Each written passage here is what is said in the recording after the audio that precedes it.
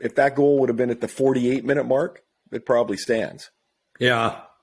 Because Arizona's probably not changing it because they wouldn't have enough time to get enough angles to take enough looks at it to go ahead and make that challenge probably. Yeah. Well, there was a play earlier too, and I think it was Gostisbehere, but I'm off the top of my head, I can't remember where he's got the puck, just below the red line, and he doesn't realize that the Leafs net is empty. So this was before that play, right?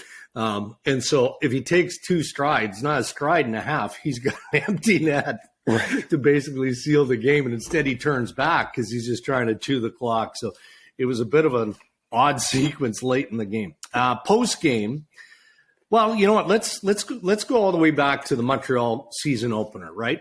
Where Sheldon Keefe was steaming after that loss to the Montreal Canadiens. He deemed that game unacceptable. So last night he comes out, matter of factly, and in my opinion, rightly says, quote, "The difference between us and Arizona is that we have elite players, and our elite players didn't play like elite players." I mean, it's an obvious comment, and some took it and interpreted it that Sheldon Keefe is calling out his superstars. Well, I guess he is kind of, but it's not like he was, slamming his fist on the desk and saying, Austin needs to be better, Mitch needs to be better, Morgan, all of these things. Or is the message that regardless of how it's delivered? I mean, it's pretty clear. It's okay to, everybody likes this term call out.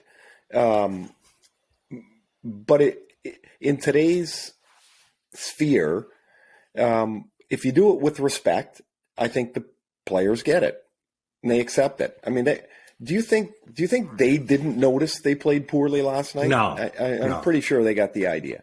So, but if you're out there screaming and yelling and they're like, zip it, quickly you're like, oh, I wish he would stop that. But Keefe didn't do that. He didn't do that at all. So right. I didn't have a problem with it. What I do have a little bit of my radar up on is we are 3 games into an 82 game season, right? Mm-hmm. Around the league, I can't believe how many places there are that are in an uproar.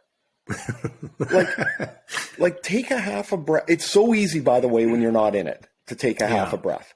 Yeah. And when you're in it, do you think Billy Guerin and Dean Evison are going to take a half a breath? They've given up 20 goals in 3 games. Not a chance. Yeah. They're like, what is going on? How do we fix it? The Leafs have played 2 out of 3 stinkers. Yeah. So I get why they're agitated, but now is not the time to lose your mind here. I mean, just relax, just play, just focus on what you need to be as a team. Because, look, the Leafs are a good team. I'll tell you, Dregs, I told you this before the season. As much as everybody's talking about the goaltending, what really concerns me in Toronto is their defense. Yeah. And now Jake Muzzin goes down, and time is starting to get to Muzzin anyway. No doubt. He's older, and he's got a lot of hard miles on him. But now this type of stuff happens, and you're like, what are they going to do? Yeah. What are they possibly going to do? Because it's going to be difficult. Well, upgrade is a big word when you're looking at any position on defense this early in the season. It's next to impossible, right? Unless you overpay to acquire whatever that piece is, and those pieces aren't just readily available because the teams still need those pieces. It's too early. You kind of have to work with what you've got. Well, and there is always, unfortunately, the consequence of trying to acquire a player. You've got to find a way. I mean, the name that's always out there is Jacob Chychrun until his name's not out there. Yeah. But that's what do they have? $44 for the Leafs? Oh, yeah, maybe more now because of Matt Murray and some of the other options. But there's not an easy fix for them, and hopefully Muzzin's okay. But that's as big a concern as I see as any. Hey, thanks for tuning into our YouTube channel. And while you're here, why don't you do us a solid? hit like and subscribe. Yeah, you'll get access to all the latest uploads. You can stay updated on the latest news and interviews from the Ray and Dregs Hockey Podcast. It only takes a couple of seconds. And from what I'm told, it helps with our algorithm thingamajig. Anyway, Yes. we appreciate the support.